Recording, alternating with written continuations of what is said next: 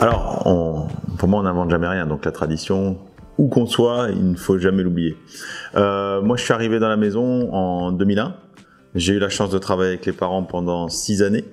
Et en 2007, de voler de mes propres ailes, en cassant peut-être un peu les codes, mais en maintenant un fil conducteur grâce à des recettes iconiques, emblématiques de la maison, que sont les cuisses de grenouille, la poulette en bake-off et la brioche à la bière. Parce que sans l'histoire, sans la tradition, comme je vous ai dit en préambule, on fait pas grand-chose. Alors, ce qui n'empêche pas l'innovation, bien évidemment. Ah bah oui, il y a pire comme bureau. Donc c'est vrai que comme cadre de travail, c'est plutôt génial. Nos clients arrivent encore plus détendus et évidemment source d'inspiration. Alors source d'inspiration, je ne suis pas tout seul à travailler puisqu'on est plus d'une trentaine dans la maison, une petite quinzaine en cuisine et chacun peut être force de proposition. C'est une grande satisfaction que de pouvoir former des jeunes, de pouvoir les accompagner et de pouvoir ensuite constater leur évolution chez nous dans la maison, mais également ensuite quand ils décident d'aller voir ailleurs ou de s'installer et quand je vois que la réussite est au rendez-vous et que je me dis qu'on y est peut-être un tout petit peu pour quelque chose, voilà, c'est assez génial, quoi.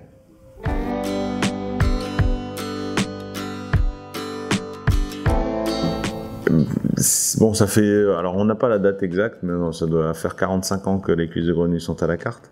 Il fallait juste y penser. Quand il a mis ce plat au point, papa a marqué vraiment un grand coup, puisque ça fait 45 ans que les clients le plébiscitent. On essaye de rester fidèle à la recette. Et c'est vrai que quand je vais voir les clients, le nombre de fois où ils me disent...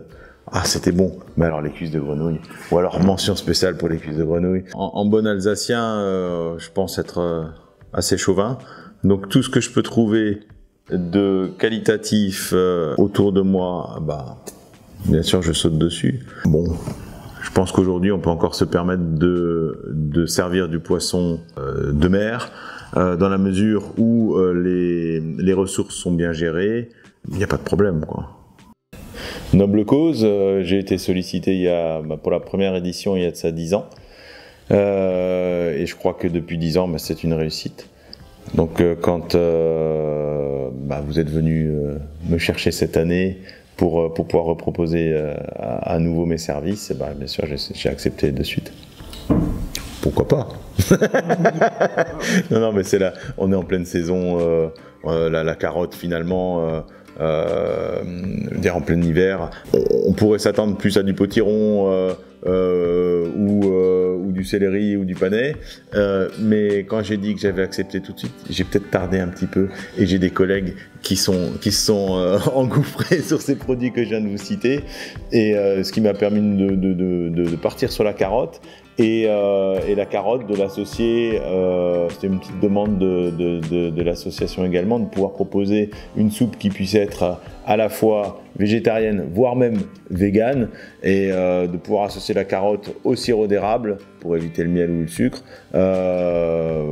Ça tombait sous le sens, on la booste et on la rend un peu plus sexy avec du gingembre pour ramener de la fraîcheur. Et les essais étaient plus que concluants, donc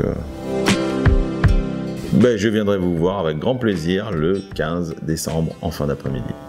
Bravo à Humanis, bravo à l'association, je pense qu'il y a beaucoup de bénévoles qui œuvrent, chapeau.